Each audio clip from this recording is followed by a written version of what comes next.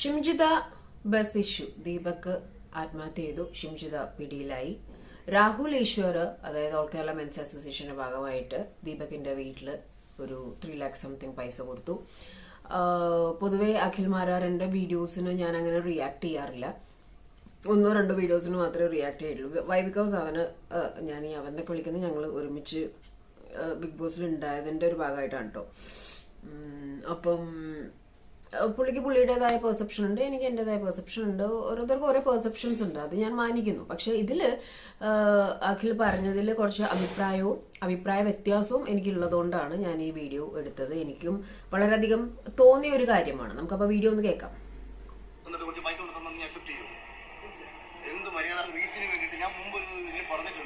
നാണം കിട്ടും, reach നേടുകിൽ നാണക്കേട reach മാറ്റണം എന്ന കാഴ്ചപ്പാടും കൊണ്ട് ജീവിക്കുന്ന ഒരുപാട് ആൾക്കാരുണ്ട്. അവര് വേറൊരാളുടെ ജീവിതം വെച്ച് കളിക്കരുത്. ഇപ്പം എക്സ്പോസിംഗ് എന്ന് പറഞ്ഞിട്ടുള്ള പരിപാടി, ഇതിനൊക്കെ ഓരോ ഒതന്റിസിറ്റി വേണം. നമ്മൾ ഒരാളെ വേറൊരു വ്യക്തിയെ പറ്റി നിങ്ങൾക്ക് എന്ത് കണ്ടന്റും നിങ്ങളുടെ വ്യക്തിപരമായിട്ട് നിങ്ങൾക്ക് കാണിക്കാം. നിങ്ങൾക്ക് തുണിയില്ലാതെ നടക്കാം, ഒരു കുഴപ്പമുള്ള കാര്യമല്ല. നിങ്ങൾക്കത് ഒരു പ്രശ്നമില്ല. നിങ്ങൾക്ക് നാണമാനമില്ലാതെ ജീവിക്കാൻ ആർക്കെങ്കിലും ആഗ്രഹം ഉണ്ടെന്നുണ്ടെങ്കിൽ സീരിയസ്ലി നിങ്ങൾക്ക് ചെയ്യാം. പക്ഷേ മറ്റൊരുവന്റെ ജീവിതത്തെ വെച്ച് നിങ്ങൾ റിവ്യൂ ചെയ്ത് കണ്ടെത്താക്കരുത്. നിങ്ങളുടെ തുണിയെ പറഞ്ഞത് ഓരോ ഇപ്പൊ നിങ്ങൾ എല്ലാവരും പറയുന്നു, ഒരു പെൺകുട്ടി ഒരു മൊബൈൽ ക്യാമറ എടുത്തു വെച്ചിട്ട് ഒരു ചെറുപ്പക്കാരനെ മോശക്കാരനാക്കി ചിത്രീകരിച്ചിട്ട് അയാൾ ആത്മഹത്യ എന്ന അവസ്ഥ ഉണ്ടാക്കി. ഓരോ ഓൺലൈൻ മാധ്യമങ്ങളും അനാവശ്യമായിട്ട് എത്രയോ പേരുടെ വീഡിയോസ് പകർത്തി നിങ്ങൾ റീച്ചിന് വേണ്ടിയിട്ട് സമൂഹത്തെ കൊണ്ട് ആക്ഷേപിച്ച് കമന്റ് ചെയ്യിച്ച് അതിലാരെങ്കിലും ഒരാൾ ആത്മഹത്യ ചെയ്ത് വെച്ചാൽ കേരളത്തിലുള്ള online very true. First of all ഞാൻ പറയുന്നത്, ഇപ്പം അഖിൽ പറയുന്നുണ്ട് നിന്റെ അച്ഛനെ ആരെങ്കിലും തല്ലി കൊന്നിട്ട് കൊണ്ട് പൈസ കൊടുത്തഞ്ഞാൽ ഓക്കെ ആവോ. ഞാൻ ഇന്നലെയും പറഞ്ഞ കാര്യമാണ്. പൈസയല്ല, അവിടെ ഇത് തന്നെയാണ്. ദീപക്കാണ് വീട്ടിലെ കാര്യങ്ങളെല്ലാം നോക്കിയിരുന്നത്. ദീപക്കിനെ റീപ്ലേസ് ചെയ്യാൻ പറ്റത്തില്ല. ദീപക്കിനെ മാത്രമേ നമുക്ക് വയ്ക്കാൻ പറ്റുള്ളൂ. പക്ഷെ ആള് മരിച്ചുപോയി. പിന്നെ ആ ഒരു സംഭവം ചെയ്തത് ഉദ്ദേശം എന്താണെന്ന് വെച്ച് കഴിഞ്ഞാൽ ഞാനടക്കം ഈ മാധ്യമങ്ങളും എല്ലാവരും കുറച്ച് കഴിയുമ്പോൾ മറക്കും ഈ വക കാര്യങ്ങൾ. ആഫ്റ്റർ ദാറ്റ് അവരുടെ അച്ഛനും അമ്മയ്ക്കും ജീവിക്കണം.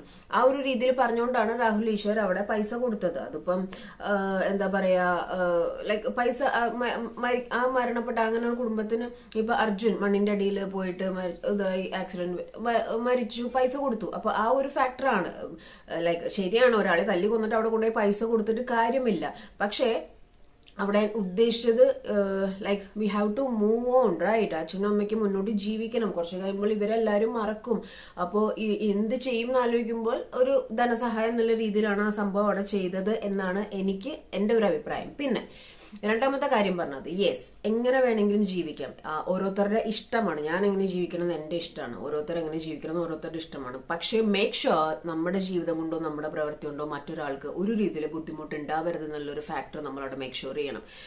അഖിൽ പറഞ്ഞ മാതിരി എക്സ്പോസിങ്, ഡ്രസ്സ് ഇട്ട് വേണമെങ്കിൽ നടക്കാം, ഡ്രസ്സ് ഇടാം, ഇതൊക്കെ ഓരോരുത്തരുടെ ഇഷ്ടമാണ്. ഇപ്പൊ ഒരാൾ ഡ്രസ്സ് ഇടാൻ നടക്കുന്നു, അല്ലെങ്കിൽ സ്ത്രീകളാണെങ്കിലും ക്ലീവേജും മനഃപൂർവ്വം ഓരോ കോസ്റ്റ്യൂംസ് ഇടുമ്പോൾ ആ കോസ്റ്റ്യൂംസിന് അതിൻ്റെതായ ഒരു ഭംഗിയുണ്ട്. ഓക്കെ, ആ ഭംഗിയെ അതിര് കടത്തി ആ ഭംഗിയെ ക്രോസ് ചെയ്ത് കാണിക്കാൻ വേണ്ടിയിട്ട് എക്സ്പോസിങ് ചെയ്യുന്നതും എല്ലാം ഓരോരുത്തരുടെ ഇഷ്ടമാണ്. അതിപ്പോ നമുക്കൊന്നും അതിനകത്ത് പോയിന്റ് ചെയ്യാൻ പറ്റത്തില്ല. ഫ്രീഡം എന്നൊക്കെ വേണമെങ്കിൽ പറയാം.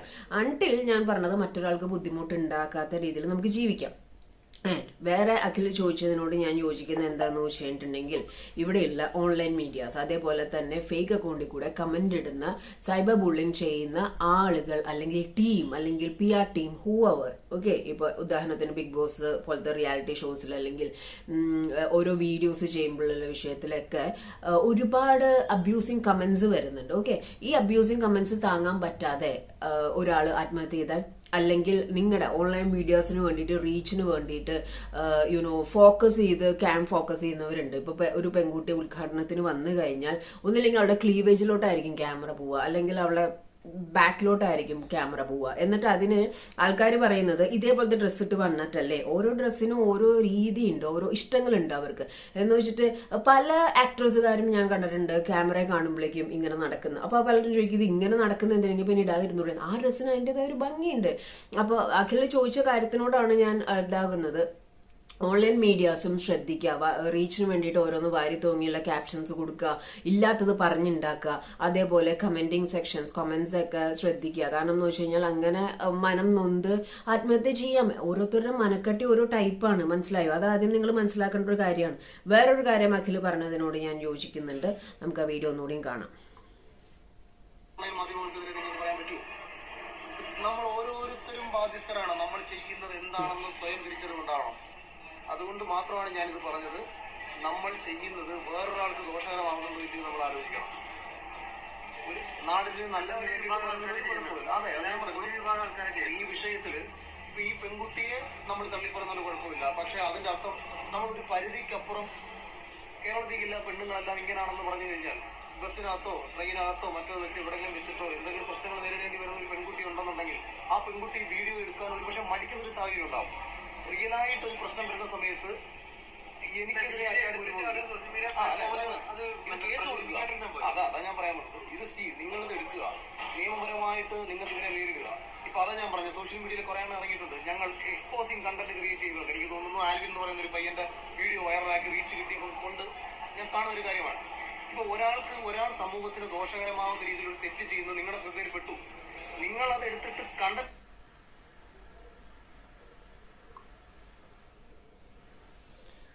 Yes, of course. കാരണം എന്താന്ന് വെച്ച് കഴിഞ്ഞാൽ എല്ലാ പുരുഷന്മാരും പെർഫെക്റ്റ് അല്ല, എല്ലാ പുരുഷന്മാരും മയിലുകളും അല്ല. അതേപോലെ എല്ലാ സ്ത്രീകളും മോശക്കാരല്ല, എല്ലാ സ്ത്രീകളും പെർഫെക്റ്റ് അല്ല. ലൈക്ക് സിംജിതെ പോലത്തെ ആളുകളുണ്ട്, അതേപോലെ ഗോവിന്ദസ്വാമിയെ പോലത്തെ ആളുകളുണ്ട്. പക്ഷെ ജനറലൈസ് ചെയ്ത് സംസാരിക്കാതിരിക്കുക. ആൻഡ് വേറൊരു സംഭവം വരുന്നത് എന്താന്ന് വെച്ച് കഴിഞ്ഞാൽ ഇനി സ്ത്രീകളൊന്നും മടിക്കും. ഞാൻ അത് വേറൊരു വീഡിയോയിലും കണ്ടിരുന്നു. ഇനി ഒരു കണ്ടന്റ് ഒരു വിഷയം വരുമ്പോൾ ഞാൻ പറയട്ടെ, ഇതിൽ ഇപ്പൊ സ്ത്രീകൾക്കാണെങ്കിലും പുരുഷന്മാർക്കാണെങ്കിലും എൻ്റെ ഒരു അഭിപ്രായം ഞാൻ പേഴ്സണലി പറയുകയാണെങ്കിൽ എനിക്കൊരു വിഷയം വന്നെങ്കിൽ ഞാൻ സ്പോട്ടിൽ അത് വീഡിയോ എടുത്ത് സോഷ്യൽ മീഡിയയിലോട്ട് ഇപ്പൊ എന്നെ ഞാൻ ബസ്സിൽ പോവാണ്, അല്ലെങ്കിൽ ഞാൻ ട്രാവൽ ചെയ്തുകൊണ്ടിരിക്കുന്ന സമയത്ത്, അല്ലെങ്കിൽ എവിടെയെങ്കിലും നിൽക്കുന്ന സമയത്ത് എനിക്കൊരു അബ്യൂസ് ഫേസ് ചെയ്യേണ്ട വന്നാൽ ആ അബ്യൂസ് ആ പുള്ളി ഇങ്ങനെ എന്റെ കാലുമേ കൈമ ഇങ്ങനെ തൊട്ടുകൊണ്ടിരിക്കുന്നത് തന്നെ വീഡിയോ എടുക്കുകയല്ല ഞാൻ ചെയ്യുക. അങ്ങനെ ഒരു ബോഡി ലാംഗ്വേജ് വരുമ്പോ തന്നെ ഞാൻ റിയാക്ട് ചെയ്യും. സ്പോട്ടിൽ ഞാൻ റിയാക്ട് ചെയ്ത് ഞാൻ കേസ് ഫയൽ ചെയ്യും. ആഫ്റ്റർ ദാറ്റ് ഞാൻ നിങ്ങളോട് പറയും ഇങ്ങനെ ഒരു സംഭവം ഉണ്ടായി, ഇതാ ഇങ്ങനെ ഞാൻ ഒരു കേസ് ഫയൽ ചെയ്തു എന്നുള്ള സംഭവം പറയും. അല്ലാതെ അതിൽ സത്യം ഉണ്ടായിരിക്കണം. ഓക്കെ, അതല്ലാതെ ഇവിടെ ഇപ്പൊ സംഭവിച്ചത് എന്താന്ന് വെച്ച് കഴിഞ്ഞാൽ പലരും ഇപ്പൊ അപ്സയാണ് ഈ സംഭവം ആദ്യം തുടങ്ങി വെച്ചത്. ആഫ്റ്റർ ദാറ്റ് ആണ് ഈ പെൺകുട്ടിയുടെ ചേതോവികാരം എന്താന്ന് എനിക്ക് മനസ്സിലാവുന്നില്ല. ഈ പെൺകുട്ടി എന്തിനു വേണ്ടിയിട്ടാണ് ഇതിങ്ങനെ ചെയ്തതെന്ന് എനിക്ക് മനസ്സിലാവുന്നില്ല.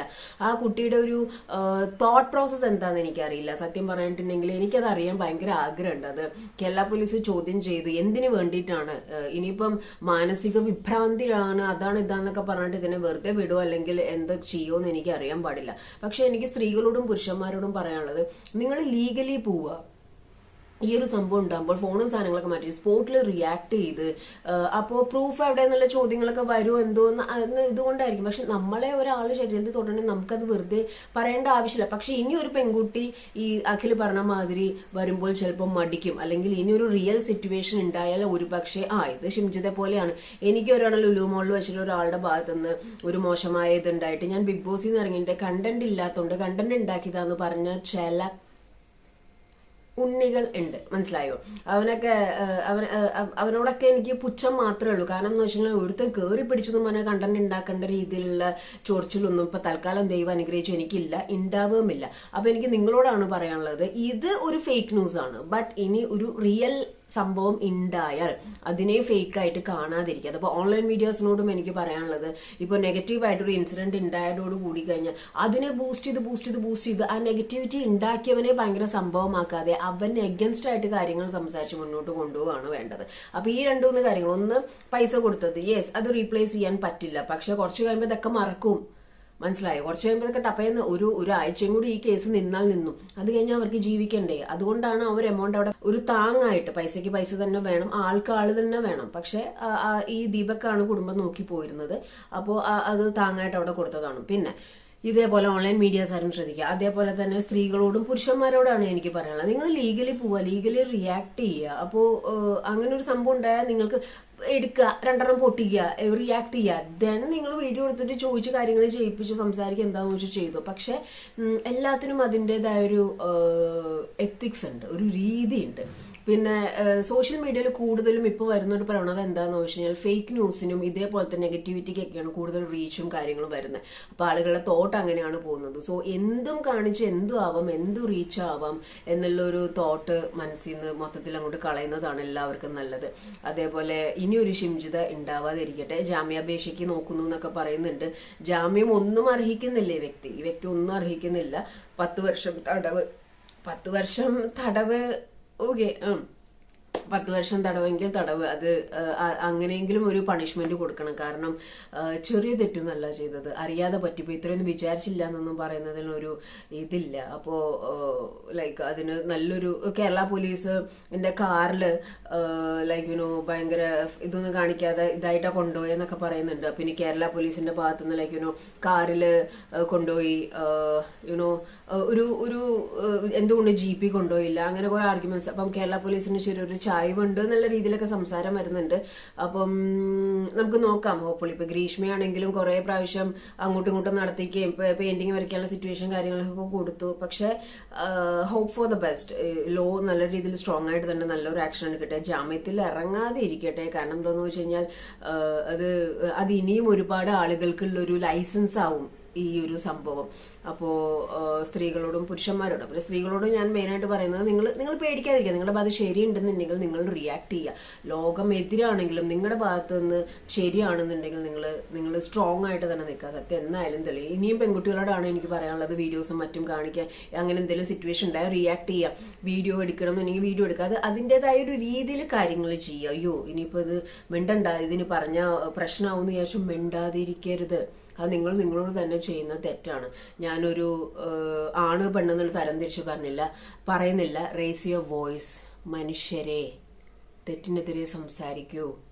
സത്യത്തിന് വേണ്ടി സംസാരിക്കും. അല്ലെങ്കിൽ ആ സത്യം എന്താണോ അത് സംസാരിക്കും. തെറ്റാണെന്നുണ്ട് 100% ഉറപ്പുണ്ടെങ്കിൽ വോയിസ് യുവർ റേസ്.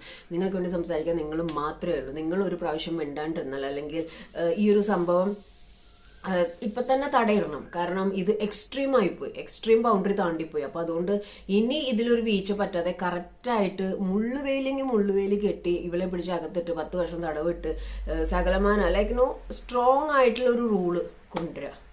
ഇങ്ങനത്തെ ഒരു തോട്ടിന് ആരുടെ തലയിലും വരാതിരിക്കുക. വന്നാൽ അവൻ പിന്നെ ഒരു കാലത്തും, അവനോ അവളോ ഒരു കാലത്തും പുറലോകം കാണാതെ ജയിലിനകത്ത് കിടക്കേണ്ട ഒരു സിറ്റുവേഷൻ വരട്ടെ.